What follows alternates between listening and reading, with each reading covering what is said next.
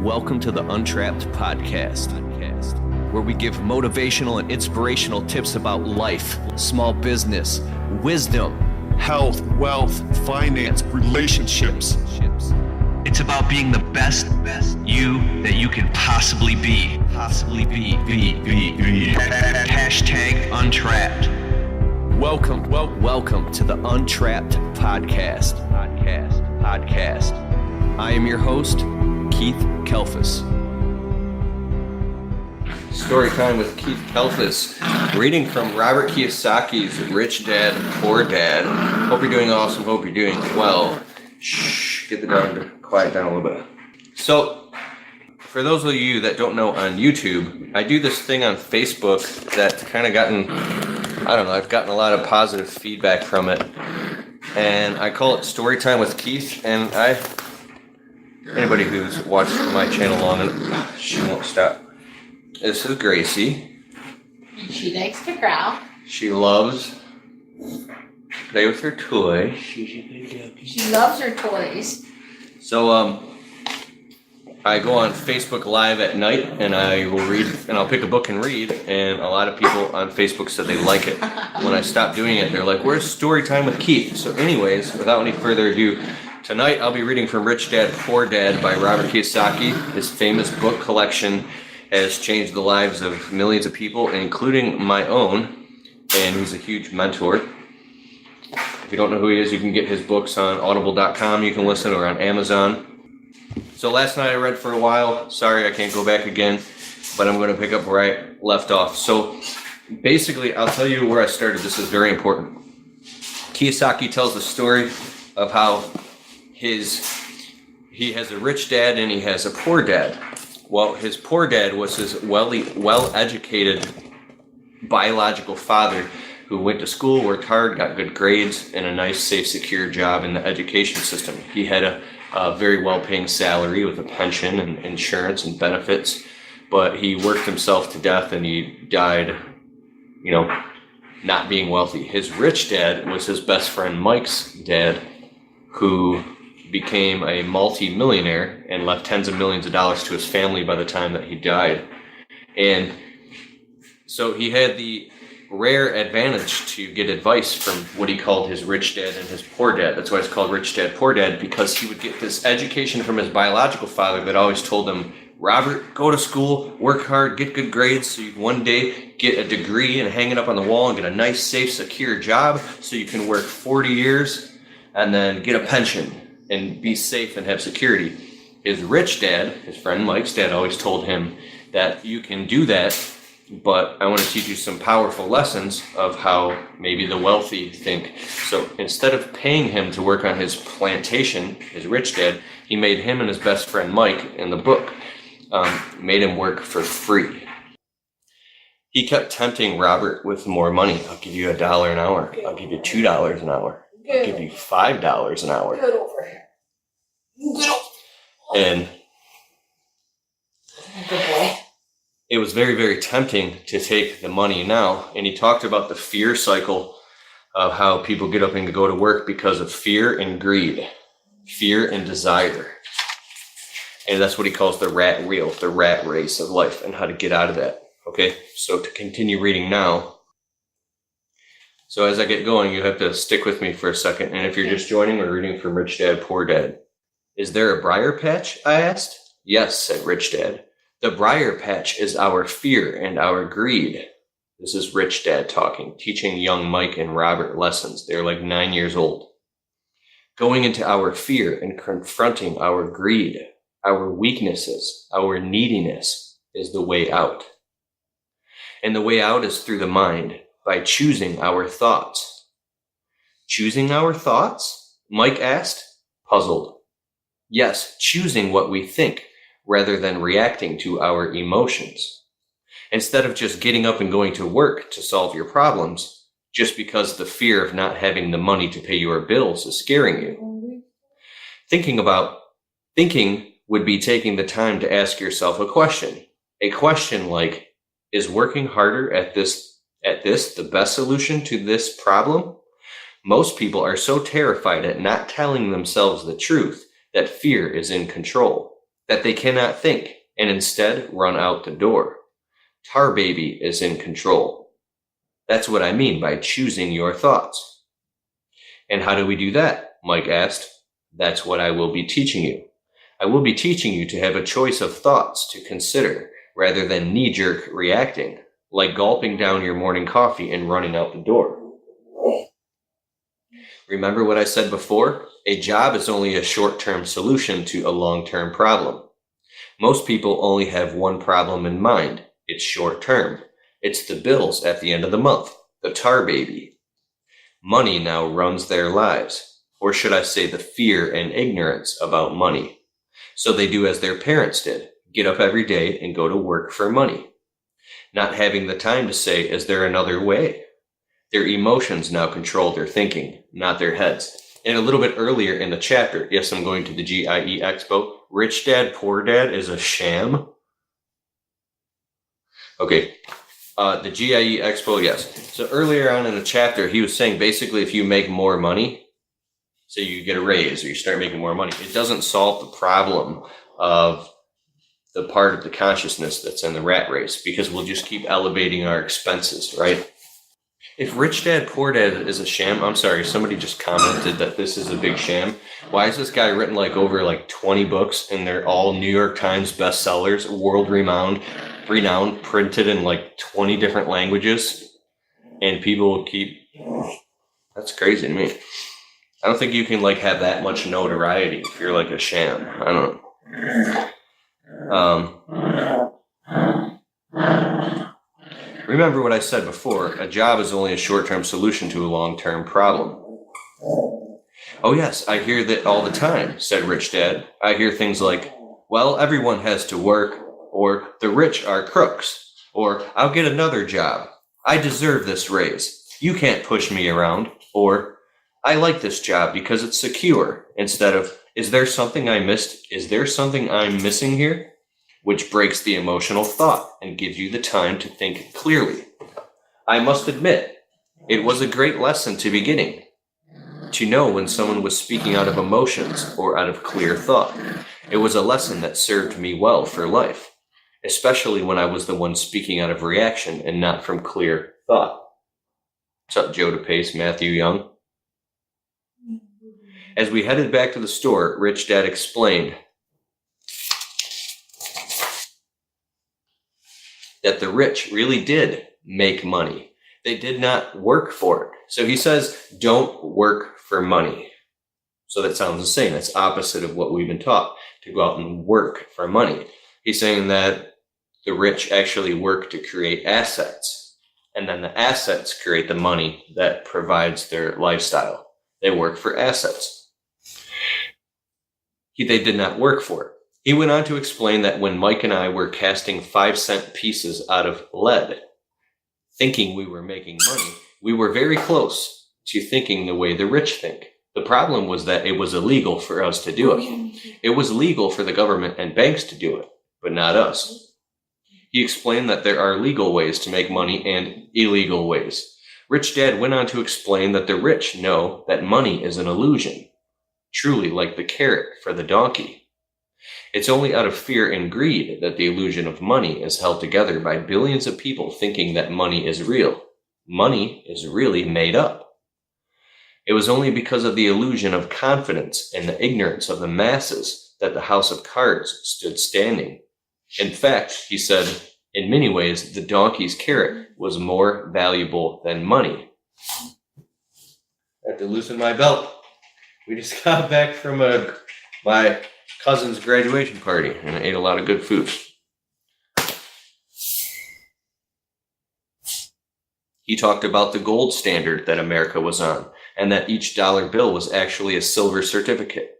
What concerned him was the rumor that we would someday go off the gold standard and our dollars would no longer be silver certificates. If you're on here right now, and if you stay on for a few minutes, if you can, I know you're probably holding your phone right now watching.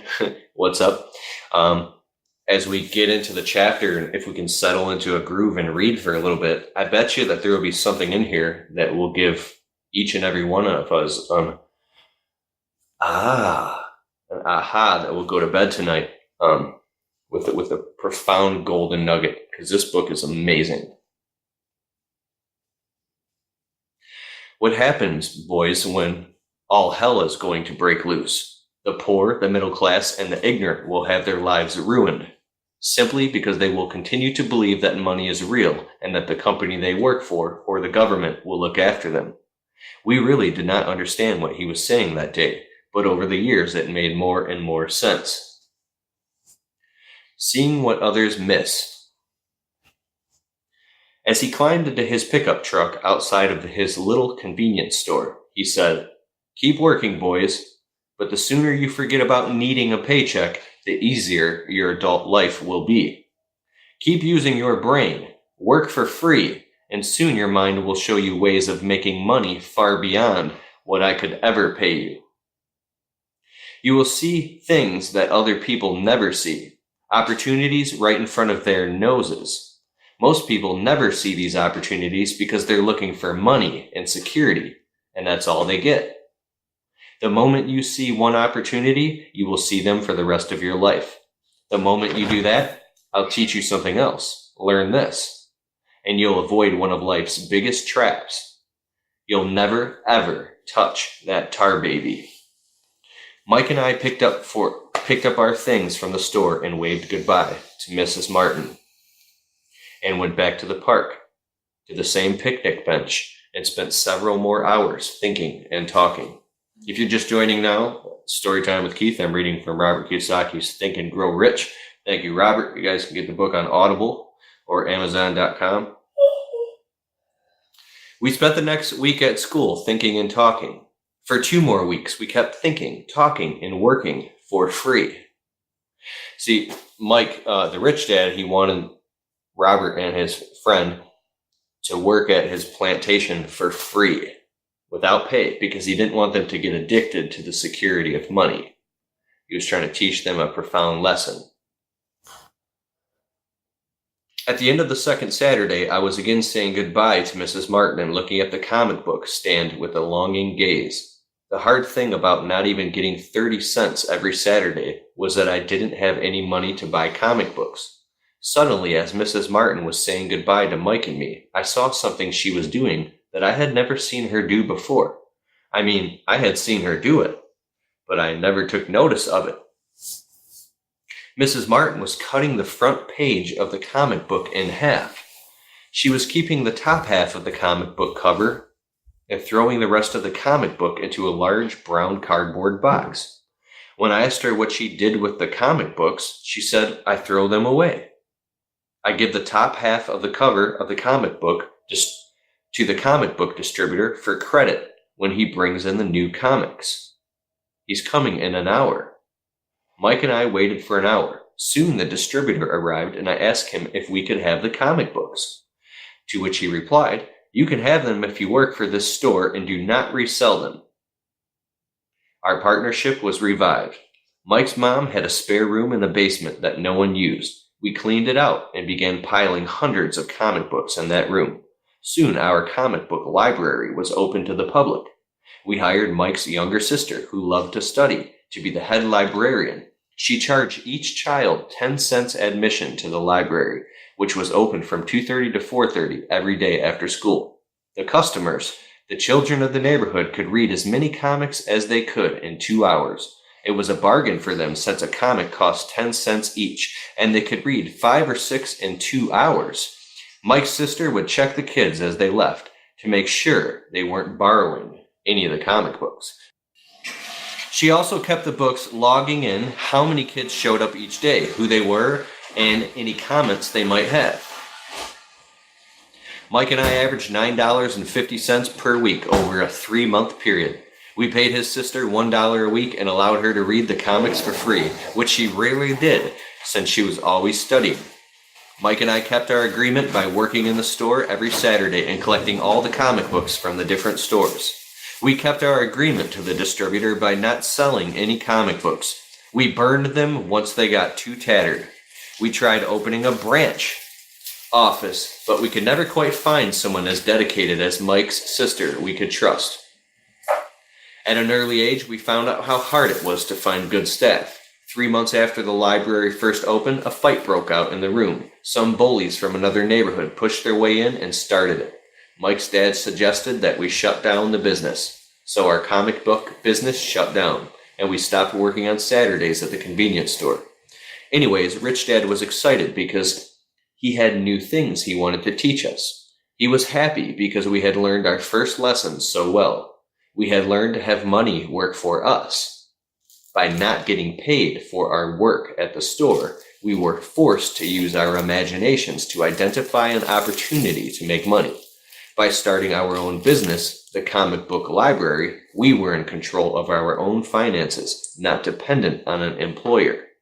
The best part of that was our business generated money for us, even when we weren't physically there. Our money worked for us. Instead of paying us money, Rich Dad had given us so much more. Lesson number 2. Why teach financial literacy? Yeah, dog.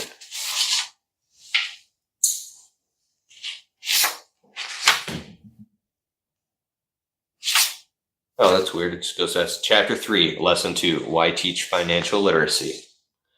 In 1990, my best friend Mike took over his father's empire and is, in fact, doing a better job than his dad did. We see each other once or twice a year on the golf course. He and his wife are wealthier than you could imagine. Rich Dad's empire is in great hands, and Mike is now grooming his son to take his place, as his dad groomed us. In 1994, I retired at the age of 47, and my wife Kim was 37. Retirement does not mean not working. To my wife and me, it means that, barring unforeseen cataclysmic changes, we can work or not work. And our wealth grows automatically, staying way ahead of inflation. I guess it means freedom. The assets are large enough to grow by themselves. It's like planting a tree. You water it for years, and then one day it doesn't need you anymore. Its roots have gone down deep enough. Then the tree provides shade for your enjoyment. Mike chose to run the empire, and I chose to retire. Whenever I speak to groups of people, they often ask what I would recommend or what they could do. What could they do? How did they get started? Is there a good book I could recommend? What should they do to prepare their children? What is the secret to success? How do I make millions? I am always reminded of this article I was once given. It goes as follows. The richest businessmen. In 1923, a group of our greatest leaders and richest businessmen held a meeting at the Edgewater Beach Hotel in Chicago. Among them were Charles Schwab, head of the largest independent steel company, Samuel Insull, president of the world's largest utility, Howard Hobson, head of the largest gas company, Ivan Kruger, president of the International Match Company, one of the world's largest companies at that time, Leon Fraser, president of the Bank of International Settlements, Richard Whitney, president of the New York Stock Exchange, Arthur Cotton and Jesse Livermore, two of the biggest stock speculators, and Albert Fall, a member of President Harding's cabinet. 25 years later, 9 of them, those listed above, ended as follows. Schwab died penniless after living for 5 years on borrowed money. Insull died broke, living in a foreign land. Kruger and Cotton also died broke. Hobson went insane. Whitney and Albert Fall were just released from prison. Fraser and Livermore committed suicide. I doubt if anyone can say what really happened to these men. If you look at the date, 1923, it was just before the 1929 market crash and the Great Depression, which I suspect had a great impact on these men and their lives. The point is this. Today we live in times of greater and faster change than these men did. I suspect there will be many booms and busts in the next 25 years that will parallel the ups and downs these men faced. I'm concerned that too many people are focused too much on money and not their greatest wealth, which is their education. If people are prepared to be flexible, keep an open mind, and learn, they will grow richer and richer through the changes. If they think money will solve problems, I'm afraid those people will have a rough ride. Intelligence solves problems and produces money. Money without financial intelligence is money soon gone. When will it be the next crash? Most people fail to realize that in life, it's not about how much money you make, it's how much money you keep. We have heard all these stories of lottery winners who are poor, then suddenly rich, then poor again. They win millions and are soon back to where they started.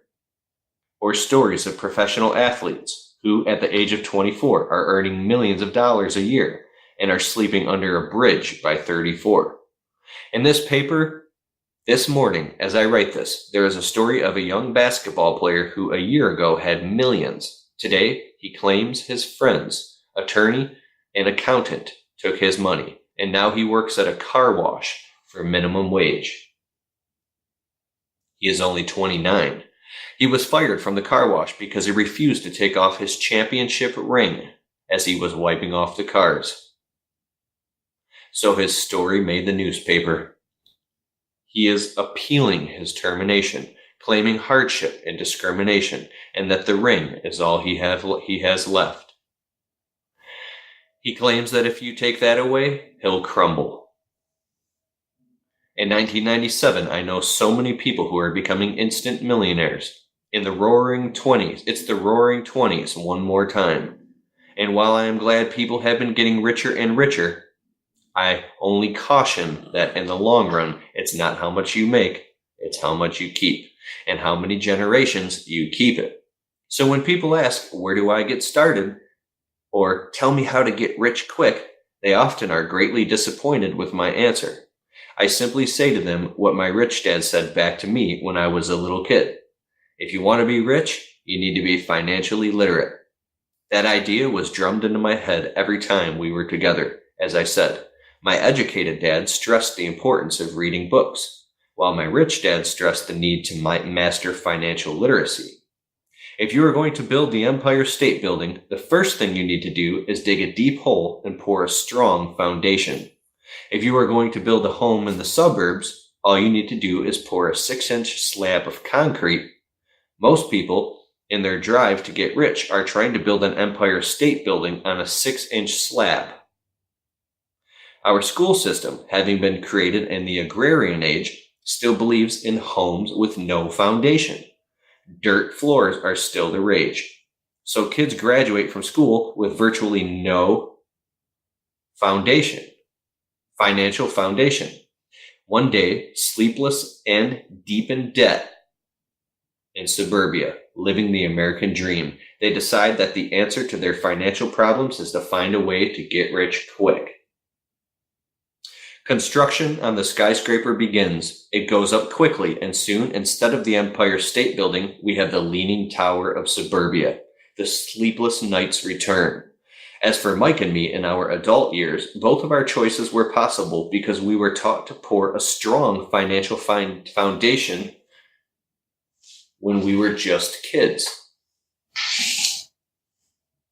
Now, accounting is possibly the most boring subject in the world. It could also be the most confusing. But if you want to be rich long term, it could be the most important subject. The question is, how do you take a boring and confusing subject and teach it to kids? The answer is make it simple. Teach it first in pictures. My rich dad poured a strong financial foundation for Mike and me. Since we were just kids, he created a simple way to teach us. For years, he only drew pictures and used words. Mike and I understood the simple drawings, the jargon, the movement of money. And then in later years, Rich Dad began adding numbers. Today, Mike had gone on to master much more complex and sophisticated accounting analysis because he had to. He has $1 billion empire to run.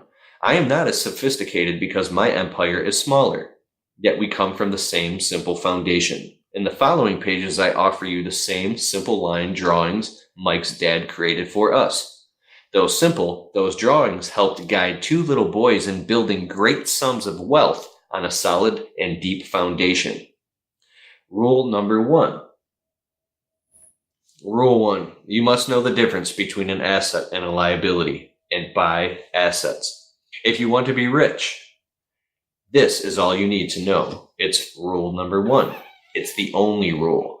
This may sound absurdly simple. But most people have no idea how profound this rule is.